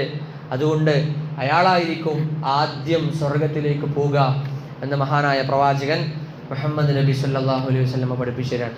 പ്രിയപ്പെട്ടവരെ, വല്ലാത്ത ഒരു ഭാഗ്യമുള്ള അനുഗ്രഹങ്ങൾ നിറഞ്ഞ ഒരു വല്ലാത്ത മാസത്തിലേക്ക് കയറാൻ കാലെടുത്തു വെക്കാൻ കാത്തിരിക്കുകയാണ് നാം ഓരോരുത്തരും. റമദാനിലേക്ക് നമ്മുടെ സ്വാഗതത്തിൽ പറഞ്ഞതുപോലെ ഇനി ഒരുപാട് നാളുകളില്ല നമുക്കറിയാം. 2-3 ദിവസം ഒക്കെ നമ്മുടെ മുന്നിലുണ്ട്. ചോദിക്കാനുള്ളത് നമ്മൾ ഒരുപാട്, ഇപ്പം സഹോദരിമാരെ സംബന്ധിച്ചിടത്തോളം, ഇപ്പം നമ്മൾ കോഴിക്കോടാണ് താമസം. അപ്പോൾ 2 ആഴ്ച മുമ്പ് നാട്ടിൽ വന്നപ്പോൾ അമ്മ പറഞ്ഞു, 2 കിലോ മല്ലിയും 2 കിലോ മുളകും വാങ്ങിക്കൊണ്ടിരുന്നു. അത് വീട്ടിൽ കൊണ്ടുപോയി ഇമ്മ പൊടിച്ചൊക്കെ വെച്ചു, പാത്രത്തിൽ ഇങ്ങനെ സെറ്റാക്കി വെച്ചിട്ടുണ്ട്. നമ്മുടെ വീടുകളിൽ അരി പൊടിച്ചു, മല്ലി ഇങ്ങനെ തുടങ്ങിയിട്ട് എല്ലാം ഇങ്ങനെ പാത്രങ്ങളൊക്കെ സഹോദരിമാരെ നിറച്ചു വെച്ചു. അപ്പോൾ കുറച്ച് കഴിഞ്ഞ ആഴ്ച ഇവിടെ ഒരു സഹോദരിമാർക്ക് ക്ലാസ് എടുക്കാൻ വേണ്ടി പോയപ്പോൾ അവിടുന്ന് ഒരു ഉമ്മ അങ്ങനെ ഒരു സ്വാഗത പ്രസംഗത്തിന് ഇങ്ങനെ പറയുന്നുണ്ട്, നമ്മളിങ്ങനെ വീടുകളൊക്കെ നഞ്ചൂലിപ്പണി എടുത്തുകൊണ്ടിരിക്കാൻ അല്ലേ. എങ്ങനെ പറയാം, നമ്മുടെ വീടിൻ്റെ കട്ടിലിൻ്റെ അടിഭാഗം പോലും തുടച്ച് വൃത്തിയാക്കി റമദാനിന് വേണ്ടി ഒരുങ്ങിക്കഴിഞ്ഞു. അതൊക്കെ ചെയ്യുമ്പോഴും മാനസികമായി ആത്മാർത്ഥമായി നമ്മൾ എന്തൊരുക്കമാണ് ഈ റമദാനിന് വേണ്ടി ഒരുങ്ങിയിട്ടുള്ളത്. നമ്മൾ ആത്മാർത്ഥമായിട്ടൊന്ന് ആലോചിക്കുക. പ്രിയപ്പെട്ടവരെ, റമദാൻ ഒരു റമദാന് കൂടി ജീവിതത്തിലേക്ക് കിട്ടാന്ന് പറഞ്ഞാൽ അത് വല്ലാത്ത ഒരു ഭാഗ്യമാണ്. എന്താ റമദാന്റെ പ്രത്യേകത? ധാരാളം പ്രത്യേകതകൾ. മഹാനായ ഇബ്രാഹിം നബി അലൈഹിസ്സലാമിന് ഇബ്രാഹിം നബിയുടെ ഏടുകൾ കിട്ടിയത് ഈ റമദാൻ മാസത്തിലായിരുന്നു. മഹാനായ മൂസ നബി അലൈഹിസ്സലാം തൗറാത്ത് ലഭിച്ചത് ഈ റമദാൻ മാസത്തിലായിരുന്നു. ഈസാ നബി അലൈഹിസ്സലാം ഇഞ്ചീൽ ലഭിച്ചത് ഈ റമദാൻ മാസത്തിലാണ് അല്ലേ. ദാവൂദ് നബി അലൈഹിസ്സലാം സബൂർ കിട്ടിയത് പരിശുദ്ധമായ റമദാൻ മാസത്തിലാണ്. മഹാനായ പ്രവാചകൻ മുഹമ്മദ് നബി സല്ലല്ലാഹു അലൈഹി വസല്ലമ ഖുർആൻ കിട്ടിയത്, വേദഗ്രന്ഥമായ ഖുർആൻ കിട്ടിയത് ഈ റമദാൻ മാസത്തിലാണ്. ചരിത്രപ്രസിദ്ധമായ ബദർ യുദ്ധം നടന്നത് ഈ റമദാൻ മാസത്തിലാണ്. പ്രിയപ്പെട്ടവരെ, പറഞ്ഞു വന്നത്, ഇതുപോലെ തുടങ്ങി ചരിത്രത്തിൽ ധാരാളം പ്രത്യേകതകൾ രേഖപ്പെടുത്തി വെച്ചിട്ടുള്ള ഒരു മാസമാണ് റമദാൻ എന്നത് നമ്മൾ ഓരോരുത്തരും മനസ്സിലാക്കുക എന്നുള്ളതാണ്. റസൂൽ പറഞ്ഞല്ലോ, ദിവസങ്ങളിൽ നേതാവായിക്കൊണ്ട് കാണാൻ സാധിക്കുക അത് വെള്ളിയാഴ്ച ദിവസമാണ്. മാസങ്ങളിൽ നേതാവായിട്ട് നിങ്ങൾക്ക് കാണാൻ സാധിക്കുക അത് പരിശുദ്ധ റമദാനാണ് എന്നുള്ളതാണ്. പ്രിയപ്പെട്ടവരെ, നമ്മൾ മനസ്സിലാക്കേണ്ട ഏറ്റവും വലിയ പ്രത്യേകത, നമ്മളാൽ കഴിയുന്നതൊക്കെ നമ്മൾ റമദാനിൽ ചെയ്യാൻ സാധിക്കണം. നമ്മളെ കൊണ്ട് കഴിഞ്ഞ റമദാനിൽ ജീവിച്ച എത്രയോ ആളുകൾ ഒരുപക്ഷെ ഈ റമദാനിൽ ഇല്ല നമുക്കറിയാം. നമ്മളാൽ കഴിവിൻ്റെ പരമാവധി എന്തൊക്കെ ചെയ്യാൻ പറ്റുമോ അതൊക്കെ നമ്മളിങ്ങനെ പ്ലാൻ ചെയ്ത് വെക്കണം. ഇപ്പോൾ ഒരു സ്ഥലത്ത് ക്ലാസ് എടുക്കാൻ വേണ്ടി പോയപ്പോൾ അവിടുന്ന് ഇങ്ങനെ ഒരാൾ ക്ലാസ് കഴിഞ്ഞപ്പോൾ ഇങ്ങനെ വന്നിട്ട് പറഞ്ഞു, മൊബൈൽ ഇങ്ങനെ കാണിച്ചു തന്നു. അയാളുടെ ഫോണിൽ അങ്ങനെ പ്ലാനാണ്, അങ്ങനെ ഡെയിലി ചാർട്ട് എന്ന് പറഞ്ഞിട്ട് അയാൾ ഇങ്ങനെ ചാർട്ട് ചെയ്ത് വെച്ചിട്ടുണ്ട്. അപ്പോൾ ഞാൻ നോക്കി എന്താ ഇപ്പം അതിലുള്ളത്. അപ്പോൾ ഇങ്ങനെ അതിലുള്ളത് കണ്ടപ്പോൾ അങ്ങനെ ചിരിയും വന്നു. കാരണം അതിലിങ്ങനെ ഡേറ്റ് ഇട്ട് ഇങ്ങനെ വെച്ചിട്ടുണ്ട്, 19 ഫെബ്രുവരി 19, 20, 21 അങ്ങനെ ഒരു ഭാഗത്ത് ഇങ്ങനെ ഡേറ്റ് ഇട്ട് വെച്ചിട്ടുണ്ട്. തൊട്ടപ്പുറത്ത് 2 കള്ളിയുണ്ട്. രണ്ടാമത്തെ കള്ളിയിൽ അന്നുണ്ടാക്കേണ്ട എണ്ണക്കടിയുടെ പേരാണ് അല്ലേ. സമൂസ ഉണ്ട്, കട്ട്ലറ്റ് ഉണ്ട്, ഇങ്ങനെ ഓരോ ദിവസം ഉണ്ടാക്കേണ്ട അത് ചാർട്ടറാണ്. തൊട്ടപ്പുറത്തെ കള്ളിയിൽ എന്തൊക്കെ ഇനി ഭക്ഷണം ഉണ്ടാക്കണം പത്തിരി കറിയുള്ളത് ഉണ്ട്, ദോശ കറിയുള്ളത്, ബിരിയാണി ഉണ്ട്, ഇങ്ങനെ അതിങ്ങനെ ചാർട്ട് ചെയ്ത് വെച്ചേക്കാണ്. പ്രിയപ്പെട്ടവർ, യഥാർത്ഥത്തിൽ നമ്മൾ ആലോചിച്ച് നോക്കി, നമ്മളെ റമദാൻ എന്ന് പറഞ്ഞു കഴിഞ്ഞാൽ നമ്മുടെ നോമ്പിൻ്റെ ഒരു പ്രശ്നം ഞാൻ പറഞ്ഞുതരാം. നമ്മുടെ റമദാനിൽ രാവിലെ അത്താഴത്തിന് നമ്മൾ എണീക്കും എണീച്ചിട്ട് നമ്മുടെ നോമ്പിന്, ഇപ്പം ഞാനടക്കം നമ്മുടെ നോമ്പിൻ്റെ ഒരു പ്രശ്നം, രാവിലെ അത്താഴത്തിന് എണീച്ചാൽ അല്ലേ, നോമ്പിന് ഫസ്റ്റ് നമ്മൾ വേഗം പള്ളിയിൽ പോകും. സുബഹിക്ക് അത്താഴം കഴിച്ച് ബാങ്ക് കൊടുത്തു കഴിഞ്ഞാൽ നമ്മൾ പള്ളിയിലേക്ക് പോകും. അങ്ങനെ പള്ളി കഴിഞ്ഞ് വന്നാൽ പിന്നെ ചെറുതായിട്ടൊരു മയക്കാണല്ലേ, ചെറിയൊരു ഉറക്കം, നല്ല ക്ഷീണം ഉണ്ടാവുന്നതുകൊണ്ട് ചെറുതായിട്ട് നമ്മൾ കിടക്കും. നമ്മൾ ഒരു ഒഴിവ് ദിവസമാണെന്ന് വിചാരിച്ചോളി. അങ്ങനെ ഉറങ്ങിയാൽ പിന്നെ നമ്മൾ എണീക്കുക ഒരു 10 മണി 11 മണി വരെ നമ്മുടെ ഉറക്കം ഇങ്ങനെ നീണ്ടു പോകും. അങ്ങനെ നീണ്ടിട്ട് പിന്നെ എണീച്ച് ഒന്ന് കുളിച്ച് മാറ്റി കുറച്ച് നേരമൊക്കെ ഒന്ന് ഇങ്ങനെ അല്ലെ പത്രമൊക്കെ ഒന്ന് വായിച്ച് അല്ലെങ്കിൽ ഒന്ന് തിരിഞ്ഞളിക്കുമ്പോൾ ളുഹർ ബാങ്ക് കൊടുക്കാനായി. പിന്നെ പതുക്കെ പള്ളിയിലേക്ക് ളുഹറിന് നിസ്കരിക്കാൻ വേണ്ടി പോവുക. സഹോദരിമാരാണെങ്കിൽ ളുഹർ നിസ്കരിക്കാൻ വേണ്ടി കയറും അല്ലേ. ളുഹർ നിസ്കാരം കഴിഞ്ഞാൽ പിന്നെ സാധാരണ ഉച്ചഭക്ഷണത്തിൻ്റെ നേരമാണ് അല്ലേ. പക്ഷെ നമുക്ക് ഉച്ചഭക്ഷണം ഇല്ല, പിന്നെ ആ ഒരു ക്ഷീണം കിടക്കാൻ വേണ്ടി ചിലപ്പോൾ ഒന്നുകൂടി പോയിട്ട് കിടക്കും. അല്ലെങ്കിൽ വെറുതെ അങ്ങനെ ഇങ്ങനെയൊക്കെ തിരിഞ്ഞ് കളിച്ചു കുറച്ച് സമയം ഇങ്ങനെ കഴിഞ്ഞാൽ അസർ അങ്ങനെ നേരമായി. അസർ കഴിഞ്ഞാൽ പിന്നെ പ്രത്യേകിച്ചൊരു വരില്ലേ, ചെറിയ കുട്ടികളൊക്കെ ആണെങ്കിൽ കളിക്കാനൊക്കെ പോകും അല്ലേ. അല്ലെങ്കിൽ അങ്ങനെ തിരിഞ്ഞ് നിൽക്കുമ്പോൾ തന്നെ സഹോദരിമാരെ സംബന്ധിച്ചിടത്തോളം പെട്ടെന്ന് വേഗം അടുക്കളയിൽ കയറും. കഴിയണ എന്തൊക്കെ ഉണ്ടാക്കാണ്ടോ അതൊക്കെ ഇപ്പോൾ ഫുള്ള് യൂട്യൂബിലൊക്കെ നോക്കിയിട്ട് ഇങ്ങനെ എന്തൊക്കെ വെറൈറ്റി ഉണ്ടാക്കാൻ പറ്റുമോ അതൊക്കെ നോക്കിക്കൊണ്ടിരിക്കാൻ, അതിലൊക്കെ ഗവേഷണം നടത്താൻ, പുതിയ എന്തൊക്കെ ഉണ്ടാക്കാം, പുതിയതായിട്ട് എന്തൊക്കെ ടെസ്റ്റ് ചെയ്യാൻ പറ്റും, അതിൽ ഗവേഷണമാണ്. അങ്ങനെ അത് കഴിഞ്ഞാൽ പിന്നെ അങ്ങനെ മഗ്‌രിബാങ്കിന് വേണ്ടി കാത്തിരിപ്പ് തുടങ്ങാൻ. അങ്ങനെ മഗ്‌രിബാങ്കിനാവാൻ കാത്തു നിന്നാൽ മഗ്‌രിബ് ബാങ്ക് കൊടുത്താൽ അല്ലെ, പലപ്പോഴും പല ആളുകളും പറയാറുണ്ട്, രസകരമായി പറയാറുണ്ട്, മഗ്‌രിബ് ബാങ്ക് കൊടുക്കുക പറഞ്ഞാൽ റെയിൽവേ ഗേറ്റ് തുറക്കണ പോലെ എന്നാണ് അല്ലേ. അതുവരെ നമ്മളിങ്ങനെ പട്ടിണി കിടന്നിട്ട് റെയിൽവേ ഗേറ്റ് തുറന്നാൽ, റെയിൽവേ ഗേറ്റ് തുറന്നാലുള്ള പ്രത്യേകത എന്താ, അതിലൂടെ ബൈക്ക് പോവും, ഓട്ടോറിക്ഷ പോവും അല്ലേ, കാറ് പോവും, ബസ് പോവും, ലോറി പോവും അല്ലേ. മഗ്‌രിബ് ബാങ്ക് കൊടുത്താൽ സമൂസ പോവും, കട്ട്ലേറ്റ് പോവും, വത്തക്ക പോവും, മുന്തിരി പോവും, എന്തും നമ്മുടെ വയറിലേക്ക് ഇങ്ങനെ നമ്മളാൽ കഴിയുന്നത് നമ്മളിങ്ങനെ നിറക്കാൻ. അങ്ങനെ അവസാനം അല്ലെ പിന്നെ മഗ്‌രിബ് നിസ്കാരം കഴിഞ്ഞാൽ രണ്ടാമത്തെ സെറ്റ് ഭക്ഷണം നമ്മൾ തുടങ്ങും, രണ്ടാമത്തെ തട്ട്. അങ്ങനെ രണ്ടാമത്തെ ഭക്ഷണം നമ്മൾ തുടങ്ങിയാൽ കൊടുക്കാനായില്ല, രണ്ടാമത്തെ ഭക്ഷണം നമ്മൾ കഴിക്കാൻ തുടങ്ങിയാൽ പിന്നെ അല്ലേ അതും കൂടി കഴിയുമ്പോഴത്തേനും പള്ളം അങ്ങോട്ട് നിറഞ്ഞ് വയറ് നിറഞ്ഞ് പിന്നെ അല്ലേ നിസ്കരിക്കാൻ പോകാനും വയ്യ, തറാവിക്കും വയ്യ. അങ്ങനെ അവസാനം അല്ലേ പാമ്പര മുണങ്ങിയ പോലെ ഇങ്ങനെ കടപ്പ. ചിലപ്പോൾ പള്ളിക്കും പോകാൻ കഴിയില്ല. അവസാനം പിന്നെ അല്ലേ ചിലപ്പോൾ തറാവിക്ക് പോവും, കയ്യെങ്കിൽ പോവും, അല്ലെങ്കിൽ പിന്നെ തറാവിക്ക് പോയാൽ കുറച്ചേരൊക്കെ അവിടെ റെസ്റ്റ് എടുക്കും ബാക്കിലൊക്കെ. യഥാർത്ഥത്തിൽ അത് കഴിഞ്ഞ്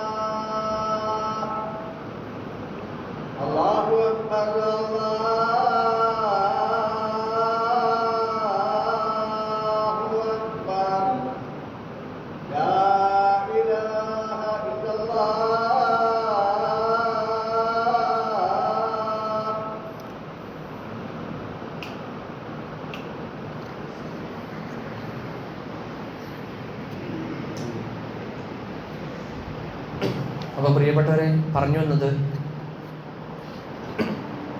ഒരു പരിശുദ്ധ റമദാൻ അത് നമ്മിലേക്ക് കടന്നു വരാൻ നമുക്ക് വല്ലാത്തൊരു അനുഭൂതി ഉണ്ടാകേണ്ട ഒരു സമയമാണ്. നമ്മളെല്ലാം റെഡിയാക്കി വെക്കുമ്പോൾ ചില പ്ലാനിങ്ങുകൾ കൂടി നമ്മൾ ചെയ്യേണ്ടതുണ്ട്. നമ്മൾ റമദാനെ കുറിച്ച് നമ്മൾ മനസ്സിലാക്കേണ്ടത്, ഞാൻ ഇപ്പോൾ അവസാനിപ്പിക്കും. നമ്മൾ മനസ്സിലാക്കേണ്ടത് യഥാർത്ഥത്തിൽ ഒരു ദിവസം റസൂൽ സല്ലല്ലാഹു അലൈഹി വസല്ലമ മിമ്പറിൽ കയറാൻ. അപ്പോൾ സ്വഹാബാക്കളെ സംബന്ധിച്ചിടത്തോളം അവരിങ്ങനെ കാതോർത്ത് നിൽക്കുകയാണ്. എന്തെങ്കിലും റസൂലിൻ്റെ ഓരോ വാക്കുകളും അവർ ശ്രദ്ധാപൂർവ്വം കേട്ടിരിക്കുകയാണ്. എന്തെങ്കിലുമൊക്കെ കിട്ടുമോ, റസൂൽ എന്തെങ്കിലുമൊക്കെ പറയുന്നുണ്ടോ ഇങ്ങനെ നോക്കാൻ. റസൂൽ ഇങ്ങനെ മിമ്പറിൽ കയറുമ്പോൾ 3 തവണ ആമീൻ പറഞ്ഞു എന്നാണ്. അപ്പോൾ അതിൽ റസൂൽ താഴത്തിറങ്ങിയ സമയത്ത് സ്വഹാബാക്കൾ ഇറങ്ങാമെന്ന് ചോദിക്കുകയാണ്, അല്ല റസൂൽ എന്തിനാ നിങ്ങൾ ആമീൻ പറഞ്ഞ 3 വട്ടം? റസൂൽ പറഞ്ഞു, അത് ജിബ്രീൽ വന്നിട്ട് പ്രാർത്ഥിച്ചിരുന്നു എന്നാണ്. എന്താ റസൂലെ പ്രാർത്ഥിച്ചത്? 2 പ്രാർത്ഥന ഉണ്ട്, അതിപ്പോൾ ഇവിടെ പ്രസക്തമല്ലാത്തതുകൊണ്ട് പറയണില്ല. 3-മതായി പ്രാർത്ഥിച്ചു അത്രേ, ഏതെങ്കിലും ഒരു മനുഷ്യന് അവൻ്റെ ജീവിതത്തിൽ റമദാൻ വന്നു കിട്ടിയിട്ട് അവൻ്റെ പാപങ്ങൾ പൊറുക്കപ്പെടാത്തവനുണ്ടെങ്കിൽ അവൻ അള്ളാഹിൻ്റെ ശാപം ഉണ്ടാകട്ടെ എന്ന് ജിബ്രീൽ പ്രാർത്ഥിച്ചു. അതിൽ റസൂൽ ആമീൻ പറഞ്ഞു എന്നാണ്. പ്രിയപ്പെട്ടവരെ, നമ്മൾ മനസ്സിലാക്കേണ്ടത്, റസൂൽ പറഞ്ഞല്ലോ, മൻ സ്വാമ റമദാനൻ ഈമാനൻ വഹ്തിസാബൻ ഗുഫിറ ലഹു മാ തഖദ്ദമ മിൻ ദംബി. ആരെങ്കിലും ഈമാനോടുകൂടി ഇഹ്തിസാബോടുകൂടി ഒരു റമദാനിൽ നോമ്പനുഷ്ഠിച്ചാൽ അവൻ്റെ പാപങ്ങൾ അള്ളാഹു പുറത്തു കൊടുക്കുന്ന ഇതൊരു വല്ലാത്ത അവസരമാണ് അല്ലേ. ഹലാലായ പല സംഗതികളും നമ്മൾ നിഷിദ്ധമാക്കിയില്ലേ. ഭക്ഷണപാനീയങ്ങൾ, ഹലാലായ ഭക്ഷണങ്ങൾ അല്ലേ, നോമ്പെടുക്കുന്ന സമയത്തിൽ അത് നിഷിദ്ധമാണെന്ന ബോധത്തോടുകൂടി അതിലേക്ക് അടുക്കാതെ നമ്മൾ ജീവിക്കുന്ന ആളുകളാണ്. യഥാർത്ഥത്തിൽ പട്ടിണി മാത്രമാണോ നോമ്പ്? അല്ല, നേരത്തെ പറഞ്ഞ പോലെ കുറേ ഉറങ്ങുക അല്ലെ, കുറച്ചൊക്കെ ഖുർആൻ ഓതുക, അങ്ങനല്ല.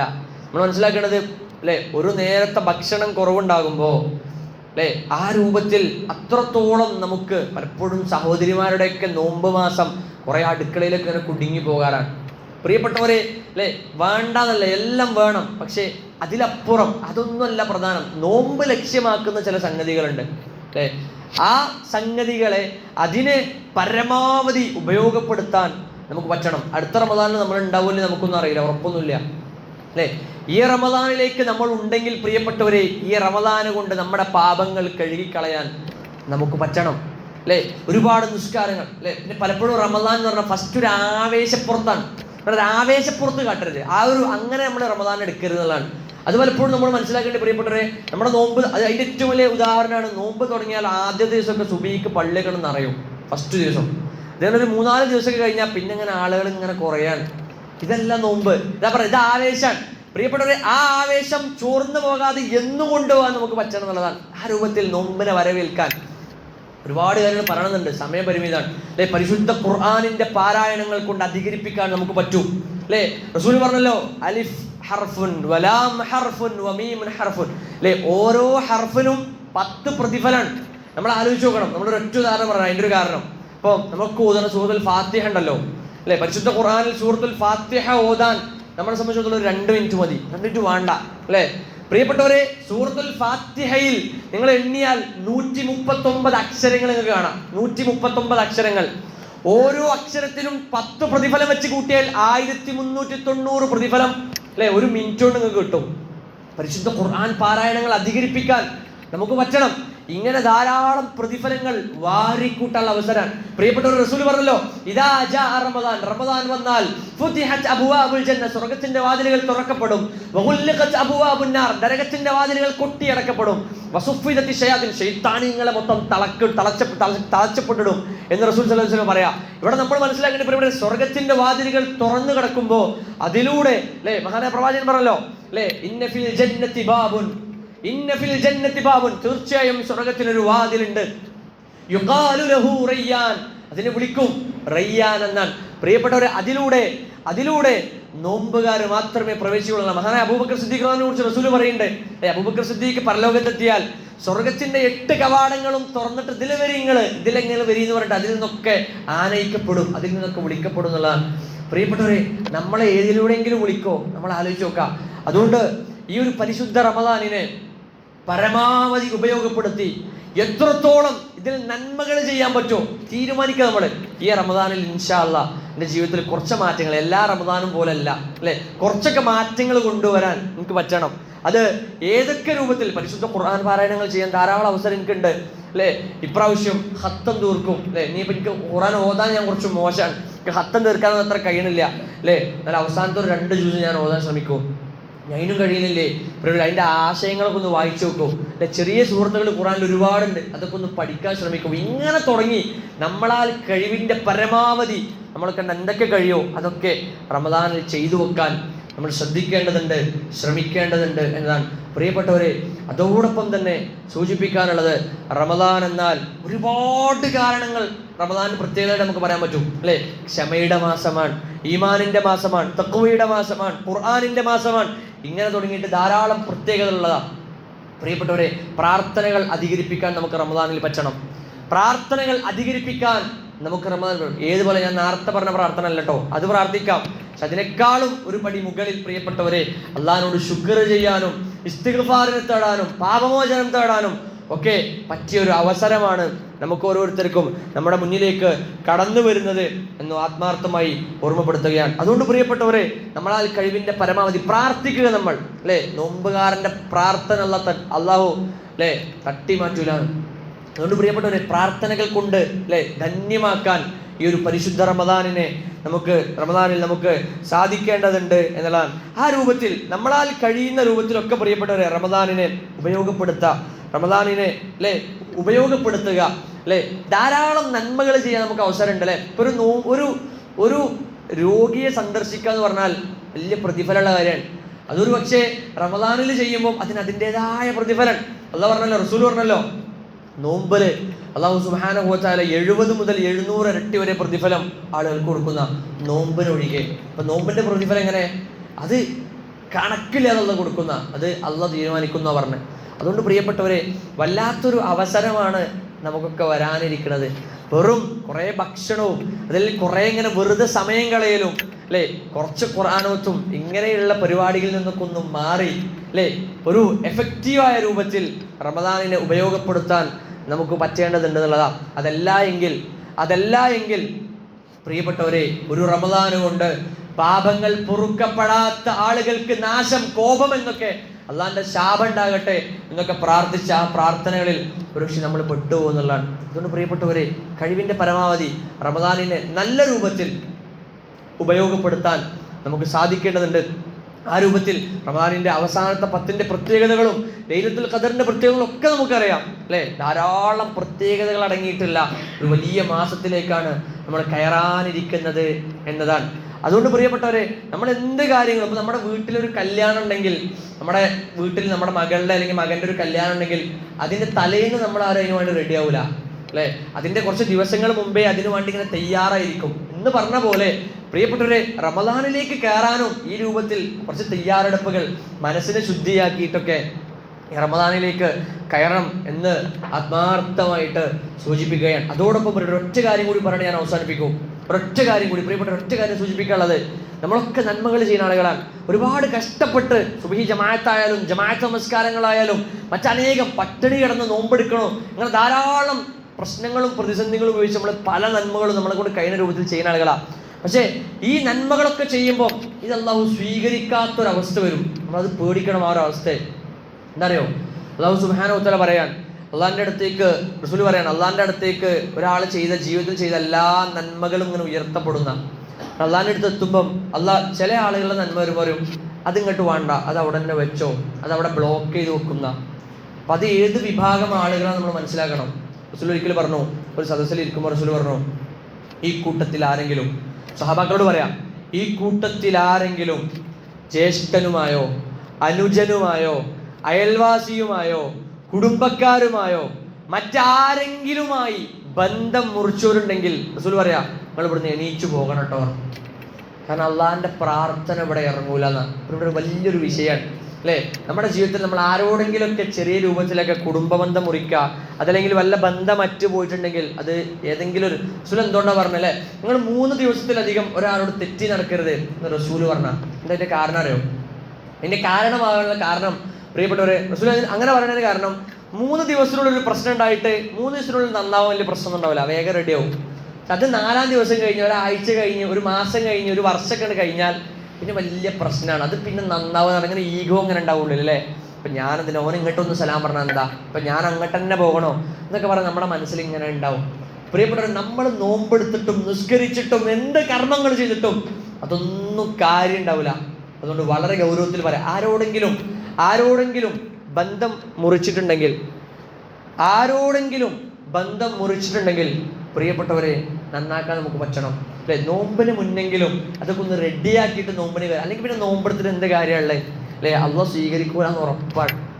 അതുകൊണ്ട് പ്രിയപ്പെട്ടവരെ, നമ്മളെ കൊണ്ട് കഴിവിൻ്റെ പരമാവധി അല്ലേ, മനസ്സിൽ കളങ്കമില്ലാതെ നിഷ്കളങ്കമായ മനസ്സോടുകൂടി മനസ്സിൻ്റെ ഉടമകളായിക്കൊണ്ട് പരിശുദ്ധ റമദാനിനെ വരവേൽക്കാനും റമദാനിനെ സ്വീകരിക്കാനും നമുക്ക് പറ്റേണ്ടതുണ്ട്.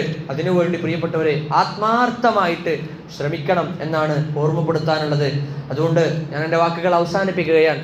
പ്രിയപ്പെട്ടവരെ, പല ആളുകൾക്കും കഴിഞ്ഞ റമദാനിൽ ജീവിച്ച പല ആളുകൾക്കും കിട്ടാത്ത ഒരു അവസരത്തിലേക്ക് നമ്മൾ എത്താനിരിക്കാൻ അതുകൊണ്ട് ഇങ്ങനെ ഒരു അവസരം അള്ളാഹു നമുക്ക് തന്നിട്ടുണ്ടെങ്കിൽ അല്ലേ,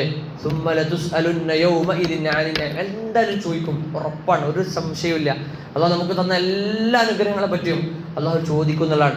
അതുകൊണ്ട് കിട്ടിയ അവസരത്തിൽ ഏതൊക്കെ രൂപത്തിൽ നന്മകൾ ചെയ്യാൻ പറ്റുമോ ആ രൂപത്തിലൊക്കെ നന്മകൾ ചെയ്തുകൊണ്ട് മുന്നേറിക്കൊണ്ട് ഈ റമദാനിനെ ഉപയോഗപ്പെടുത്താൻ നമുക്ക് ഓരോരുത്തർക്കും സാധിക്കേണ്ടതുണ്ട്. അതിനുവേണ്ടി ആത്മാർത്ഥമായി നാം ഓരോരുത്തരും പരിശ്രമിക്കണം എന്ന് ഓർമ്മപ്പെടുത്തുകയാണ്. അതുകൊണ്ട് പ്രിയപ്പെട്ടവരെ അവസാനിപ്പിക്കുകയാണ്. പറഞ്ഞ കാര്യങ്ങൾ, ഒരുപാട് കാര്യങ്ങൾ പറഞ്ഞിട്ടുണ്ട്. പറഞ്ഞതൊക്കെ ജീവിതത്തിൽ പകർത്താൻ കൂടി ശ്രദ്ധിക്കണം എന്ന് ഓർമ്മപ്പെടുത്തുകയാണ്. അല്ലാഹു സുബ്ഹാനഹു വ തആല നമ്മെല്ലാവരെയും അനുഗ്രഹിക്കുമാറാകട്ടെ. അല്ലാഹുവേ, ഞങ്ങളിൽ നിന്നും അറിഞ്ഞും അറിയാതെയും രഹസ്യമായും പരസ്യമായും ഒരുപാട് തെറ്റുകുറ്റങ്ങൾ വന്നു പോയിട്ടുണ്ട് നാഥാ. അതെല്ലാം നീ വിട്ടുപുറത്ത് മാപ്പാക്കി നൽകണേ നാഥാ. ഒരു വെളുത്ത വസ്ത്രം ചളിയിൽ നിന്ന് ശുദ്ധീകരിക്കുന്നത് പോലെ ഞങ്ങളുടെയൊക്കെ പാപക്കറകളെ നീ കഴുകിക്കളയണേ നാഥാ. നീ കഴുകിക്കളയണേ നാഥാ.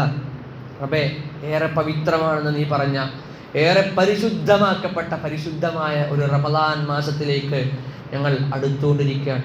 റബ്ബേ, ഈ റമദാനിൽ ജീവിക്കാൻ ഞങ്ങൾക്ക് എല്ലാവർക്കും ഈ ഭാഗ്യം നൽകണേ നാഥാ, തൗഫീഖ് നൽകണേ നാഥാ.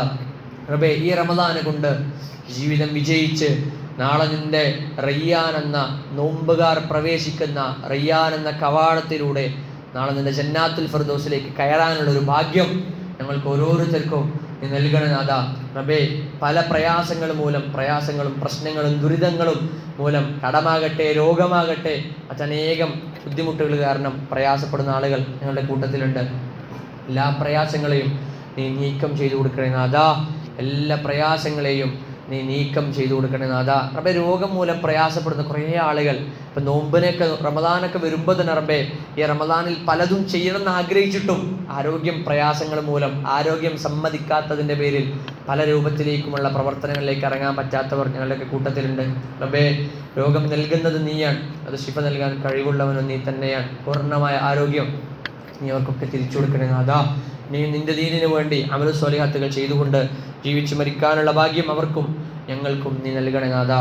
അല്ലാഹുമ്മ ഗ്ഫിർ ലിൽ മുഅ്മിനീന വൽ മുഅ്മിനാത്ത് വൽ മുസ്ലിമീന വൽ മുസ്ലിമാത്ത് വൽ അഹ്യാഇ മിൻഹും വൽ അംവാത്ത്. റബ്ബനാ ആതിനാ ഫിദ് ദുനിയ ഹസന വഫിൽ ആഖിറതി ഹസനതൻ وقنا عذاب النار. ربنا تقبل منا إنك أنت السميع العليم وتب علينا إنك أنت التواب الرحيم واغفر لنا يا غافر المذنبين. والحمد لله رب العالمين. وآخر دعوانا أن الحمد لله رب العالمين. والسلام عليكم ورحمة الله وبركاته.